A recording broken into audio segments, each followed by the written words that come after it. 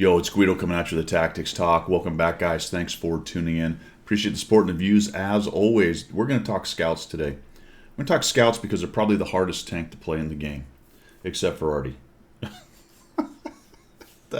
No, they're the hardest tank to play in the game. Why? Because you have to play them as the ultimate opportunist, which means that you need to leverage their capabilities in the certain areas that they have capabilities in order to be effective on the battlefield. A scout's job is to do damage, which every tank's job is to do damage. But especially in a scout's position, a scout's job is to facilitate damage, whether that is assist, spotting, whether it's spotting or tracking, map control, SA for the team, or just scouting, if you will, getting out and finding out what's going on, being able to move around the map at high speed, and we'll get going here. Early lights, facilitating early damage. So basically the scout's job is to work for the team, go where he's needed, he or she is needed, and facilitate the win, whether that's, like I said, damage, map control, doing damage yourself. Ultimate opportunist, looking to assassinate near-deads, looking to find the Artie if you can, looking to find SA, find the enemy tanks, find where they're not. Sometimes that's as important as knowing where they are. Just being able to move around the map. So we are here on Red Shower, on Encounter, spawned into the north, and he comes to one of my favorite spots in the game, and this is really great. I like what he's done here, old Spud Tuber. He has jumped into this bush, and he's covered both ways. Now this is what's nice, one of the many nice things about the British light tank. It's so small it fits in this bush. There are scouts that barely fit, and as you maneuver around, it's easy to stick a bit of your tank out. This guy, look at him, he's just tiny. Also, just barely tall enough to see these guys cross, because if you zoom in here, you can't get shots very often on those guys, and you wouldn't want to, because even though you have great camo, if you shoot, all these guys sitting up here in these bushes will see you. All right, so Spud knows this, and he's going to hang out right here. So we're going to talk about some things that he does, and some of the techniques that he uses, and some of the techniques that he probably needs to think about a little bit more. He's not shooting here, which is a great technique. Too many guns left on the table, especially up on that ridge to his left right there. It seems like a nice juicy shot. Sometimes what I will do in that case is I will back this way far enough to make these line of bushes solid and take that shot. What you have to be very careful about is if you're zoomed at him and you make the bushes solid, sometimes, especially if you're quartering away, you're not quite making the bushes solid on these guys. Or you'll back out into this area here and you'll uncover behind the bush. So it is a bit tricky to do this. It's a little bit better to go slightly lower down here to do so. But you can do it, and I've done it before. But this early in the game, it's probably better just to do what Spud's doing, which is just, for the moment, see if somebody can get a shot on that guy and take him down. He's just sitting there out in the open. It may very well be that he doesn't even know he's spotted. He probably was if he has sixth sense. Knew he was spotted coming in, but right now he might think he's gone dark. And the whole while, Spud's got eyes on him right there. So he's going to crawl up there. Hopefully somebody takes a big chunk of him because he's just going, there you go. I was going to say, hopefully someone takes a piece of him. Things to watch out for in this particular spot are things like that EBR Hotchkiss surfing this ridge and getting into proxy light or just playing close enough to burn through the bushes and see you. That's why being in the bush is a really good idea, because if anybody comes up over on this side, they won't see you unless they're very close in this area right here. All good techniques for bush use and early spotting. Notice how Spud kind of sees him coming, he backs down a little bit. That's not bad at all, and that's a great technique. Just to avoid that EBR seeing him. A little bit more camera work, I think. Spud turning around and looking what's going on. Obviously, you know nothing's going on behind you, but what's going on over here? Also, this spot will have shots up here. One thing you do have to be careful for, if you have a really good spotting scout in that bush right there, and you back out into this area, you can be spotted right there. So be careful about uncovering to him right. That's the point. And the good news is nobody's there, or they don't have enough spotting. Okay, so that's a scout thing, right? This guy has all kinds of camo, and even while moving. So backing out didn't hurt him. However, that's very dangerous. I'd be very careful right there. And it might be that your spotting point's just covered by that bush. It's hard to tell. You know, that's the visual look. What the hitbox and spotting blocking looks like, I don't know. That was an interesting pull for me there. But what do they got scout-wise? I didn't really look at that yet. They have that, well, Type 64 is dead. And they have the wheeled tank, right? So Type 64 would have been probably about the only tank that would have spotted him backing out. He goes to this bush. This is, to me, is a little bit dangerous because I feel like it's exposed up there, but so far so good. We got the M6 coming in. And the nice thing about this tank is he just kind of drones around and is able to not get spotted. Of course, he gets out in the open right there. All right, scout technique. If I'm going to go up and sell out a little bit to take that shot, the last thing I'm going to do is back up because everyone up here and their dog is going to have a shot on me. If I'd have come up there and taken that shot, I'd have just driven forward and dove down into this low spot and headed on out of here.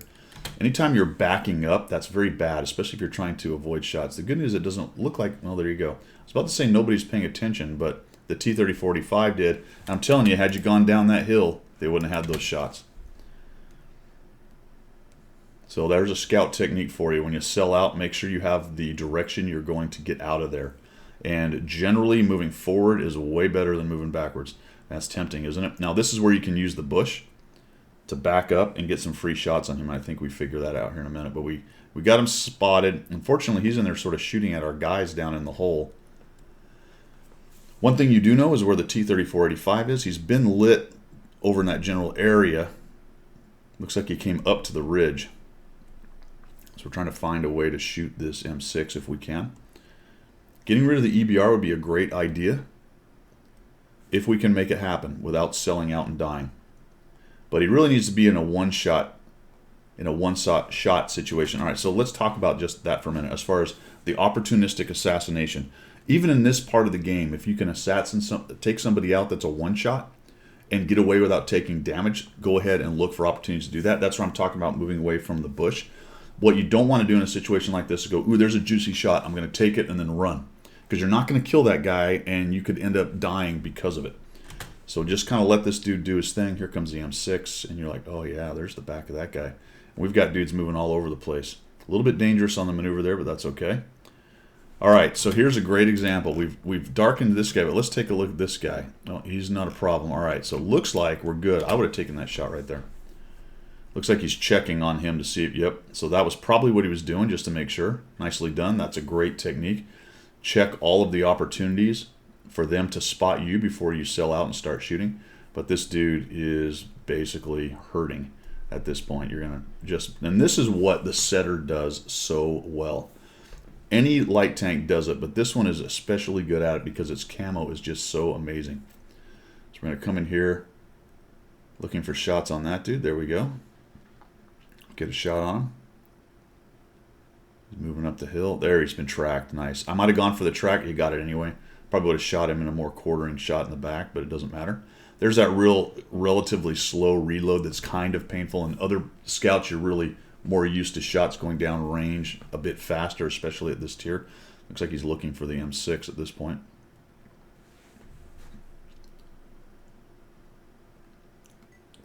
I'll take a coffee break while he's looking for the M6. I think you get spotted here. No, you don't. All right. Look at that camo.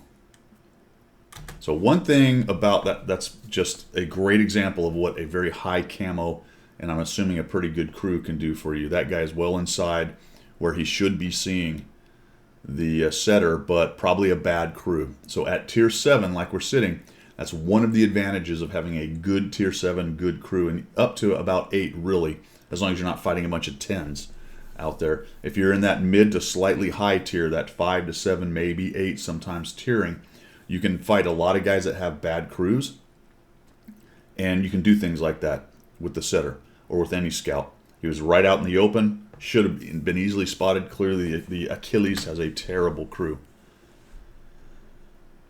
So he heads over that way, and we'll take a little chunk of him. Now, that's the mistake I was talking about earlier. See how he's not behind solid bushes for anybody up in those trees up there? And he didn't check it before he started shooting the Achilles? Scout technique. Now he's got to run away. The other bummer is they know he's there, or at least he was there. Good news is nobody seems to be able to take a shot at him or was not paying attention. So what's our situation? We have decent force over on the west side. We have lost the east side. Not a lot the setter can do to go take out a King Tiger and whatever else is over there. he's going to come back this way. Oh, and he gets spotted. So unknown, there we go. So the Achilles, maybe he had binoculars potentially, or he just got that much closer to him on the approach to that bush. One of the other advantages to this tank is it's small. And that I cannot stress how important that is, because it's just harder to hit. He just survived 2 shots at him.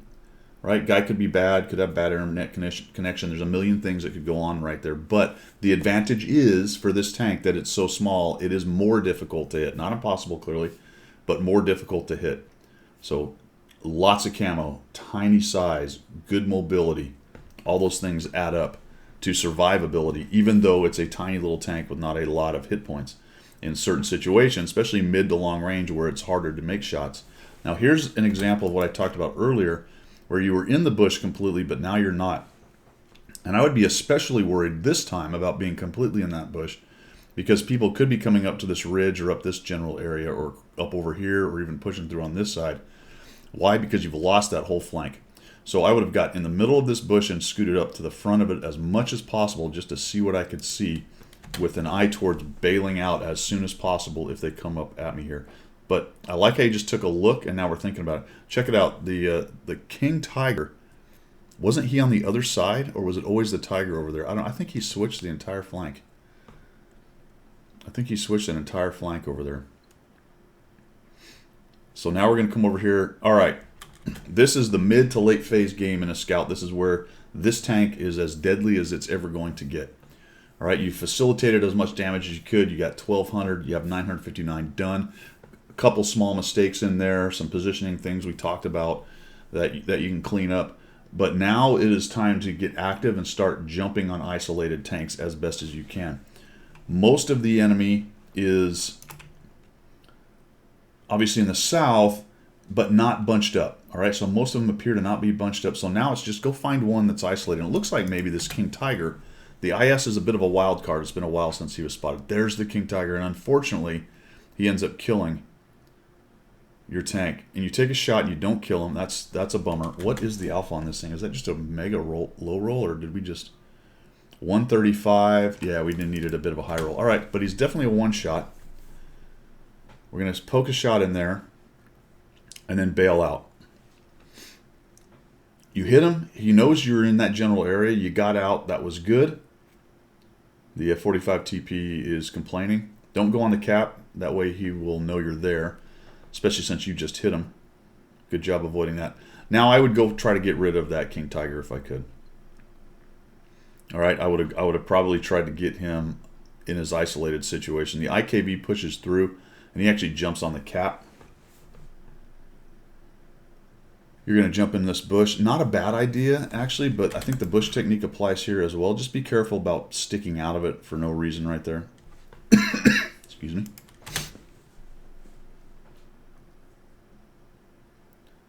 He runs binocs. You'll notice that every time he stops, he lets the binocs cook if he's got the time to do so. That's a great technique just to get that spotting range out, that burn through.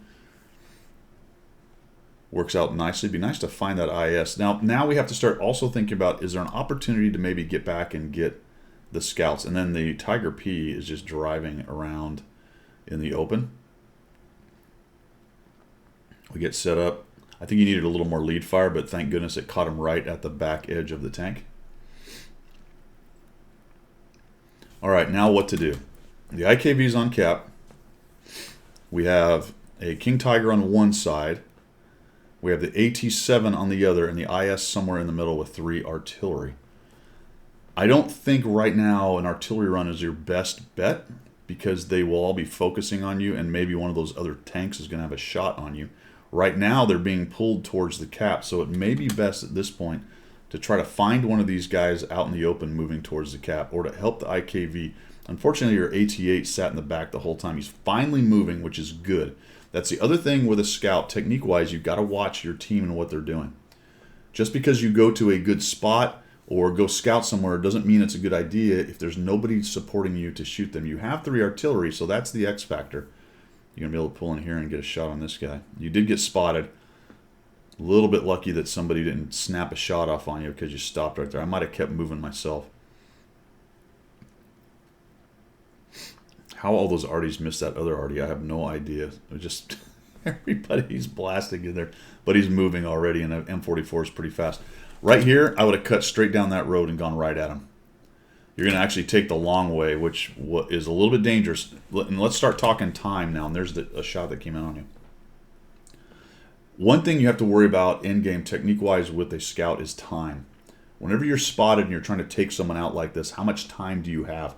The faster you get rid of them, the faster you go dark, the less shots you take. That is hugely, hugely important, especially in the case of artillery that has the reloads, because a couple artillery shots came in, but an M44 and a Hummel, try not to run into the side of the map, an M44 and a Hummel are going to reload quickly. There you go. The Hummel's got a shot on you right there.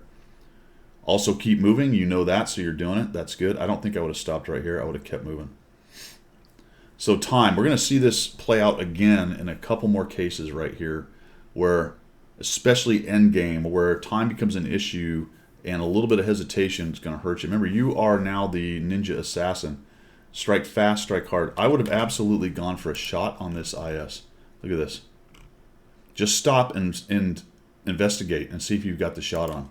We're just kind of moving along. Oh, yeah, okay. Oh, thank goodness the M44 took that guy out. See, I always, as I'm playing a scout, and I am looking to facilitate damage, but I am also looking to do the damage as well, because it's one of those things where you just have to do it most of the time. Relying on the enemy team is, or on the enemy team as well, but relying on your team is fine, but it's better if you just get it done. That way you know it gets done, because you never know what they're doing. Nice job with the circle right there. Now we're going to push in. We got the King Tiger C. We have an M44 on their side and an AT-7. King Tiger C dies. Nicely done by the AT-8, who finally has moved up ever so slowly. Now, this is the time thing. The IKV is in big trouble. There's a M44, and he's maneuvering with a AT. So, pretty amazing he hasn't died yet. He must be behind him just barely. And he does, all right, so right there, he finally kills the IKV, and he's trying to get situated, and he's driving away from you. Absolutely beeline towards him right now. Come up and over that, get behind him, and start shooting that guy. What we're going to do is we're going to wait. And then we go wide. And you simply don't have the time for that because the AT-8's closing in. But he's got a lot less hit points. He takes a chunk of them. The Su-8 misses, or I don't know what he did. that was some. And then we drive here and we accept this really crappy shot. When all we had to do is drive up to about here on the line and just start shooting in behind him, or even just drive up to him so he simply cannot turn and get his gun on us. We're just kind of taking this, oh geez, oh geez, oh geez, and then we miss. If we'd have just driven up, time, right? You don't have a lot of time. There's an M44 out there. And now he's able to turn around and put a decent, what am I trying to say here? A decent armor profile to you as far as giving you angles. But we get it done. We got 5 kills, 1,743 damage, 1,385. And a really good example of the generalities of early positioning, getting early SA for the team, some early spotting and damage to create an advantage early for your team, some opportunistic gameplay in the mid phases, taking out some guys who are moving out in the open, a couple little mistakes where we lost some hit points as we talked about, and then that mid to late game push, working around and looking to take out some of their isolated guys. I probably would have gone after the King Tiger C, but nice job moving into the artillery and giving them heck back there, because what that does is agitates the enemy team and gets them to start moving around places they may not have wanted to. They see you in the backfield. A lot of people go, oh my gosh, I have to save the arty. Not really. I kind of let that go unless I have a good opportunity to go back and kill the scouts. So what I don't want to do, if I was the red team, is break out in the open trying to save arty and get killed. That doesn't help anybody. Obviously, if you can help arty, that's good. Oh, we're going to get another arty kill? That'll be... Oh, bummer. Bummer. Didn't even get the spotting for that. So 3,000 combined in the setter with 5 kills. Spud Tuber, nicely done, man. I think all the elements are there as far as where you're going and what you're doing. No game's ever perfect. I just had a few things thrown in there. But I think for everybody else, both a good opportunity to watch good scout gameplay and to discuss some of the techniques and finer points of the thing, because scouts are very difficult to play in this game. And you really have to have your head on a swivel. You have to be thinking the whole time. You have to have a plan. A scout is a tank, unlike a TD, where you can go into a bush.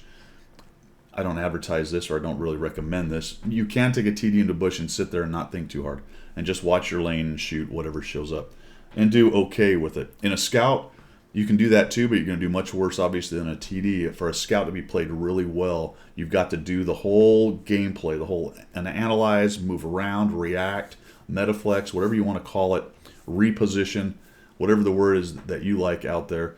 A scout really requires that to play it well. But the other cool thing about the scout is it can be extremely effective and deadly. It can also be effective in securing wins because it has the ability to move around and do those things late game and pick up the scraps. All right, guys, I hope that helped you. I hope you like what you saw. If you did, throw me a subscribe, and we will see you.